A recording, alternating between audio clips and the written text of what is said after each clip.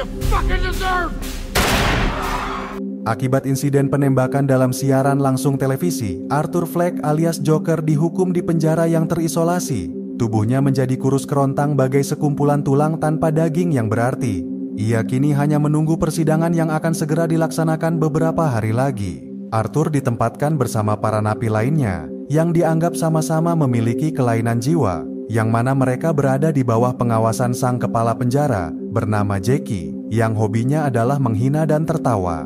Di lapas tersebut, para napi diharuskan meminum obat penenang setiap hari. Tidak lain adalah agar meminimalisir keributan yang mungkin terjadi. Hari itu, Arthur diminta segera bersiap untuk bertemu dengan pengacaranya. Namun ia lebih dulu harus dicukur agar terlihat bahwa para napi dirawat sebagaimana mestinya. Meski pada kenyataannya, sejak kecil Arthur memang tidak pernah diperlakukan sebagai seorang manusia, melainkan sebagai bahan tertawaan yang membuatnya terpaksa melahirkan sang Joker ke dunia. Sesaat setelahnya, Arthur digiring ke rumah sakit penjara dengan tanpa perlindungan dari hujan. Sebuah nyanyian dari kelas musik psikoterapis terdengar ke koridor ruangan. Arthur kemudian tak sengaja saling bertukar pandang dengan sesosok perempuan. Dialah Harley Quinzel yang lantas menyapanya dengan isyarat tembakan.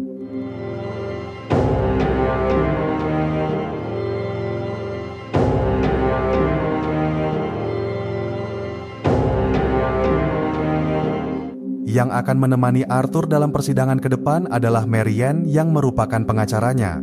Ia percaya bahwa Arthur tidak bersalah karena menderita penyakit psikis yakni kepribadian ganda. Oleh karenanya, ia akan merekam wawancaranya dengan seorang dokter jiwa. Beberapa saat setelahnya, sang psikolog berusaha menggali ingatan Arthur akan insiden penembakan saat siaran langsung televisi. Sayangnya Arthur tidak terlalu peduli dan hanya berkata bahwa yang ia ingat hanyalah saat ia menari. Sang psikolog kemudian meminta agar Arthur menghadirkan Joker untuk bicara. Namun yang muncul dalam pikiran Arthur malah suara almarhum ibunya. Ia kemudian hanya terdiam dengan tenang dan lama. Kembali ke dalam rutan, Arthur tiba-tiba didatangi oleh seorang tahanan yang diperintah untuk menciumnya. Arthur pun meladeninya sehingga membuat para sipir tertawa. Atas hiburan tersebut, Arthur lantas diberi sebatang rokok oleh mereka. Jackie kemudian berkata bahwa Arthur telah ia daftarkan ke dalam kelas musik terapi. Tidak lain adalah agar ia bisa terus tertawa dengan melihat Arthur bernyanyi. Mendengar hal tersebut, senyum Arthur seketika berkembang. Berhari-hari kemudian ia tak henti terbayang akan pertemuan dengan seseorang yang tiba-tiba telah ia rindukan. Hingga hari yang ditunggu tiba, Arthur digiring ke kelas musik yang mana di sana terdapat sesosok wanita. Sang instruktur menyambut dan menjelaskan bahwa musik bisa menyatukan retaknya jiwa. Di jam istirahat, Arthur dan Harley Quinzel kemudian berkenalan dan mulai berbagi cerita. Harley mengisahkan bahwa masa lalunya tidak berbeda, yang mana ayahnya suka memukul dan ibunya menganggapnya gila. Itulah alasan kenapa ia telah nekat membunuh kedua orang tuanya. Kekaguman Harley dan kemiripan trauma mereka membuat Arthur benar-benar jatuh cinta. Setelah kelas berakhir, Jackie kembali menggiring badutnya ke penjara. Arthur kemudian menceritakan lelucon dan mendapat sebatang rokok karena membuat Jackie tertawa. Arthur yang senang lantas menunjukkan sikap persahabatan, namun Jackie malah tidak suka. Ketika memasuki ruangan, para sipir dan tahanan tampak serius menonton berita. Rupanya seorang jaksa yang mengajukan tuntutan dalam kasus Arthur sedang diwawancara. Ia berkata bahwa hanya hukuman mati yang pantas bagi seorang pembunuh gila. Para sipir pun tertawa gembira mendengarnya. Namun Arthur yang tengah dimabuk asmara membuat jiwanya hanya dipenuhi oleh lagu-lagu cinta. Ia berhalusinasi seolah sedang bernyanyi tentang surga. Karena akhirnya ada seseorang yang membuatnya merasa tak lagi sendirian di dunia. Tidak ada lagi ketakutan baginya bahkan jika harus kehilangan nyawa. Ketika tersadar, Arthur masih tetap berdiri dengan senyum bahagia. Bahkan senyumnya kemudian menjadi tawa berkepanjangan yang membuatnya harus diikat di tengah hujan bagai orang gila. Beberapa hari kemudian, Arthur mendapat telepon dari pengacaranya. Seorang sipir lantas meminta agar ia tanda tangan di bukunya. Tidak lain adalah agar suatu hari, buku tersebut bisa terjual mahal setelah Arthur dihukum mati oleh negara. Malam itu, petugas rutan mengadakan nobar bagi semua pasien dan tahanan. Harley yang duduk bersama Arthur ingin sekali berpegangan tangan. Sayangnya ia tidak berani dan hanya bisa berbisik pelan. Harley mengajak kekasihnya untuk kabur demi membangun rumah tangga impian. Namun Arthur berkata bahwa ia pasti akan langsung ditembak oleh para sipir bajingan. Ketika film menyedot perhatian semua orang, Harley lantas pergi ke belakang dan diam-diam membakar koran. Sesaat berselang api pun dengan cepat merambat sehingga semua orang menjadi panik dan ketakutan. Sedangkan Harley dan pujaan hatinya yang berdiri di tengah ruangan kemudian berciuman. Keduanya lantas segera memanfaatkan kesempatan dengan berlari keluar. Di tengah kekacauan, Arthur dan Harley menari kegirangan bagai menyongsong indahnya masa depan. Namun kebahagiaan sesaat mereka harus berakhir karena pagar penjara tak mungkin dirobohkan. Para sipir pun menyeret keduanya, yang mana Arthur lantas dijebloskan ke dalam kegelapan. Di dalam pingsannya, sosok Joker muncul di atas panggung dengan disorot cahaya. Ia mulai menari bersama Harley dengan diiringi oleh lagu cinta. Asmara yang liar dari jiwa yang gila menyatukan keduanya. Ketika tersadar, Harley rupanya sudah ada di sampingnya. Ia berkata bahwa hari ini ia akan dipulangkan karena para sipir tidak ingin mereka bersama. Oleh karenanya, ia akan selalu menghadiri persidangan Arthur ke depan hingga ia bisa bebas dari penjara.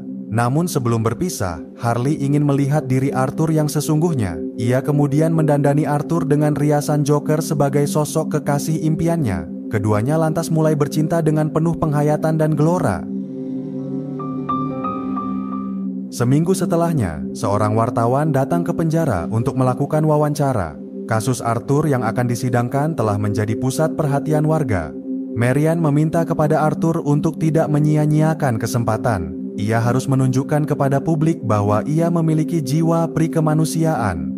Pengacaranya lantas juga menekankan bahwa ia bukanlah Joker melainkan manusia biasa yang menderita trauma mental. Tak lama kemudian, siaran langsung televisi dimulai dari dalam sel tahanan. Sang wartawan menanyakan tentang kejadian saat malam pembunuhan. Arthur berkata bahwa saat itu ia mengalami depresi berat karena selalu dikucilkan. Hal tersebut membuatnya ingin bunuh diri sehingga menciptakan khayalan delusional. Sosok lain lantas seolah mengontrol tubuhnya dalam pelampiasan.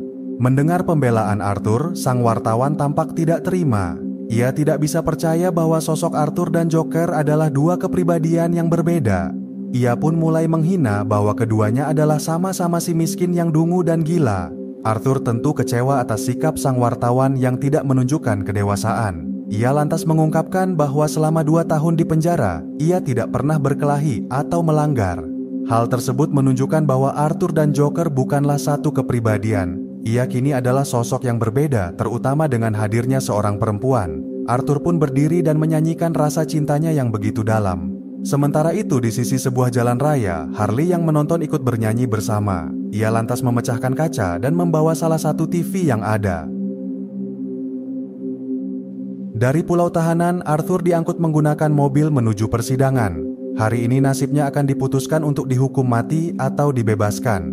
Ribuan pendukungnya pun memenuhi jalanan hingga halaman gedung pengadilan. Namun pikiran Arthur sebenarnya hanya terpusat kepada satu orang yang sudah sangat ia rindukan, yang tidak lain adalah kekasih hatinya yang telah berjanji untuk datang. Saat memasuki ruang sidang, Arthur kemudian disambut oleh para peserta dan wartawan. Teman-temannya juga ikut menonton dengan tegang dari dalam tahanan. Arthur lantas terlihat gelisah karena tidak ada Harley di antara semua orang. Rupanya kekasihnya tersebut sedang menari sambil berjalan karena kegirangan. Kemunculannya membuat Arthur tersenyum senang meski ia harus duduk di kursi belakang. Tanpa menunggu lama, sang hakim bernama Herman segera memulai persidangan. Jaksa penuntut bernama Harvey menghadirkan saksi ahli untuk membuktikan bahwa Arthur tidak punya dua kepribadian. Ia berkata bahwa sosok Arthur dan Joker adalah satu jiwa yang cuma cacat secara mental. Marian kemudian berdiri dan mempertanyakan apakah saksi ahli telah membaca laporan masa kecil terdakwa, yang mana hingga berusia 7 tahun, Arthur terus-menerus mengalami kekerasan oleh pacar ibunya. Perlakuan tersebut tentu menciptakan trauma, sehingga Arthur kecil selalu ingin kabur dari realita. Hingga pada suatu hari, 3 preman mabuk yang menyerang Arthur lantas membangkitkan sosok Joker sebagai insting pertahanan dirinya. Hal itu membuktikan bahwa Arthur dan Joker adalah identitas yang berbeda. Di sela-sela perdebatan, Arthur sesekali memandang Harley di belakang. Ia juga menulis pesan kepada pengacaranya agar minggu depan Harley dipilihkan kursi di depan. Saksi kedua kemudian juga dihadirkan oleh jaksa. Ia membacakan buku harian Arthur yang pernah ditulisnya sebelum malam pembunuhan tiba, yang mana Arthur menyebut nama Sophie yang adalah tetangganya yang pernah ia suka. Ketika persidangan hari itu selesai, Harley langsung memarahi Marian yang dikelilingi wartawan. Ia tidak setuju jika Arthur disebut cacat secara mental. karena baginya Arthur sudah sempurna sebagai sosok Joker yang selalu ia impikan.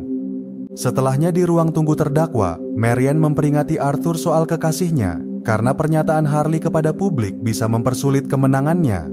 Namun Arthur bersikeras bahwa hanya Harley yang bisa memahami dirinya, sebab masa lalu keduanya hampir sama sebagaimana Harley pernah bercerita. Marian kemudian menjelaskan kepada Arthur bahwa Harley telah berdusta. Kedua orang tuanya masih hidup dan tinggal bersamanya di kota. Fakta tersebut membuat Arthur terpukul dan tenggelam ke dalam khayalnya, yang mana ia dan Harley bernyanyi di atas panggung bersama. Namun di tengah puncak lagu yang menggema, Harley lantas menembak Arthur secara tiba-tiba. Beberapa hari kemudian di penjara, Arthur masih tenggelam dalam duka. Ia kemudian dipanggil karena seseorang datang mengunjunginya, yang rupanya adalah Harley yang telah dengan sengaja berdusta. Arthur pun menanyakan tentang kebenaran semua ceritanya. Harley lantas berterus terang bahwa ia berbohong agar Arthur mencintainya. Ia kemudian juga berkata bahwa ia telah hamil setelah keduanya bercinta. Berita tersebut membuat mata Arthur menjadi berkaca-kaca. Sambil bernyanyi, Harley lantas menggambar senyum dengan lipstik untuk kekasihnya. Di pertemuan sidang kedua, tetangga Arthur bernama Sophie dihadirkan ke pengadilan. Ia sudah lama mengenal ibu Arthur karena apartemen mereka berdekatan. Ia berkata bahwa ibu Arthur memang menganggap putranya mengalami gangguan jiwa. Cerita Sophie membuat Arthur kembali teringat akan trauma masa lalunya, yang mana dulu ibunya pernah berkata bahwa Arthur dilahirkan untuk membawa kebahagiaan ke dunia. Itulah sebabnya ia bercita-cita menjadi komedian demi mewujudkan impian ibunya meski tak pernah bisa membuat orang tertawa. Dan sekali lagi dalam khayalannya, Arthur berdiri sebagai Joker dan mulai bernyanyi di tengah ruang sidang. Ia melampiaskan seluruh amarahnya kepada siapapun yang berpura-pura peduli akan keadilan. Ketika tersadar, Arthur yang sudah tak tahan lantas memecat pengacaranya saat itu juga. Persidangan pun menjadi kacau dan harus dihentikan segera. Di ruang tunggu setelahnya, Harley memuji Arthur atas apa yang telah ia putuskan. Harley mengingatkan kekasihnya bahwa ia adalah sang Joker yang bisa melakukan apapun yang ia inginkan. Ketika kembali ke penjara, semua tahanan menyambut Arthur dengan bersorak gembira. Tindakannya telah memotivasi semua napi bahwa keadilan memang tidak pernah ada. Para sipir pun menjadi kewalahan untuk memadamkan semangat perlawanan mereka yang membara. Di pertemuan sidang ketiga, Arthur sudah tidak lagi diwakili oleh sang pengacara. Ia telah berdandan sebagai Joker yang akan bicara atas nama dirinya.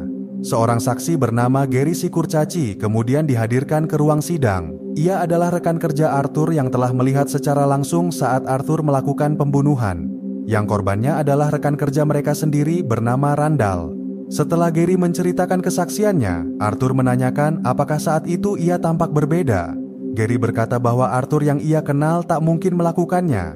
Namun apa yang telah ia saksikan hari itu telah membuatnya terkejut dan tak menyangka.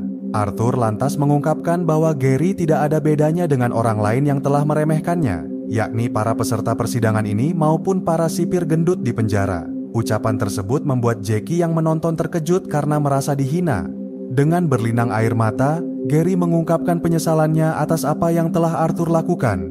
Karena memang hanya Arthur yang tidak pernah merendahkannya sebagai seorang teman. Air mata Gary membuat semua orang terdiam di dalam keharuan. Bahkan juga Arthur yang tampak berusaha menahan tangisan. Persidangan hari itu pun dicukupkan dengan tepuk tangan.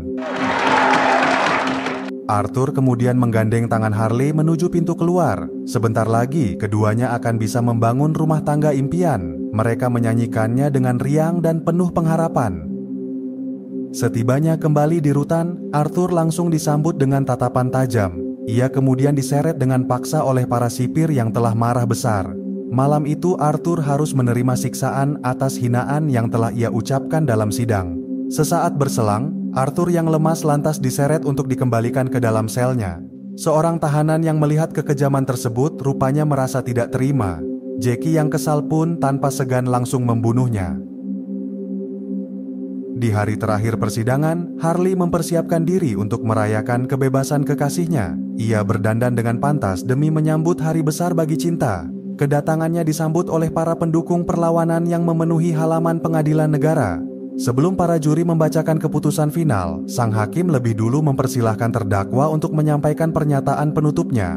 Arthur kemudian duduk menghadap kamera dan hanya diam tanpa bicara. Entah mengapa matanya menjadi berkaca-kaca seolah tidak menemukan kata. Arthur lantas perlahan mengungkapkan bahwa ia sebenarnya ingin datang sebagai Joker seperti yang orang-orang harapkan, lalu melampiaskan amarahnya atas keegoisan masyarakat dan matinya keadilan. Namun hal tersebut tidak mungkin ia wujudkan karena Joker hanyalah khayalan bagi hidupnya yang kacau. Mendengar pernyataan Arthur, membuat Harley dan para pendukungnya merasa kecewa, karena seharusnya sang Joker membakar semangat perlawanan mereka dan bukan malah memadamkannya. Harley lantas meninggalkan ruang sidang tanpa menunggu Arthur selesai bicara. Arthur yang tak mungkin mencegahnya pun hanya bisa terdiam menahan air mata. Menjelang siang, pengadilan diistirahatkan agar para juri mendiskusikan keputusan. Arthur berusaha menghubungi Harley namun tidak ada jawaban. Ia hanya bisa meninggalkan pesan suara dan berharap agar kekasihnya bersedia mendengar. Arthur kemudian menyanyikan permohonan agar Harley tidak meninggalkannya sendirian. Sepanjang hidup ia telah kesepian dan tak lagi bisa tahan menghadapi dunia yang kejam. Namun seandainya pun Harley tidak mau kembali ke pelukan, maka Arthur akan tetap menerima walau menyakitkan. Di seberang telepon, Harley diam-diam mendengarkan dengan perasaan yang hancur berantakan. Sesaat berselang, persidangan kembali dimulai yang mana para juri akan membacakan ketetapan, yang mana pengadilan telah memutuskan bahwa Arthur dinyatakan bersalah atas tindakan pembunuhan. Mendengar hal tersebut, Arthur tak bisa berhenti tertawa dengan suara menyedihkan. Seorang peserta yang merasa terhina lantas mencoba menyerang. Tindakannya memprovokasi perlawanan sehingga persidangan menjadi kacau. Di tengah ketegangan, tiba-tiba saja terjadi ledakan yang menghempaskan semua orang.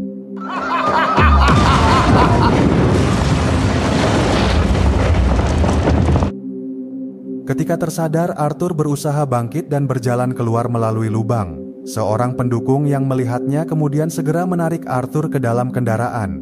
Ia lantas langsung dibawa pergi dengan melewati mobil polisi yang berdatangan. Namun sesaat berselang, mobil mereka terjebak di dalam kemacetan. Arthur pun memanfaatkan kesempatan untuk kabur dan menghindar. Ia terus berlari sekuat tenaga hingga sampai di sebuah tangga panjang, yang mana di sana Harley ternyata telah menunggunya datang. Dengan penuh pengharapan, Arthur mengajaknya untuk pergi dan memulai hidup bersama. Namun Harley yang telah kecewa hanya bisa memohon maaf karena cintanya telah sirna. Sosok Joker yang telah membuatnya jatuh cinta sudah hilang dari diri kekasihnya. Arthur lantas kembali memohon dan mengingatkan Harley akan bayi yang sedang dikandungnya.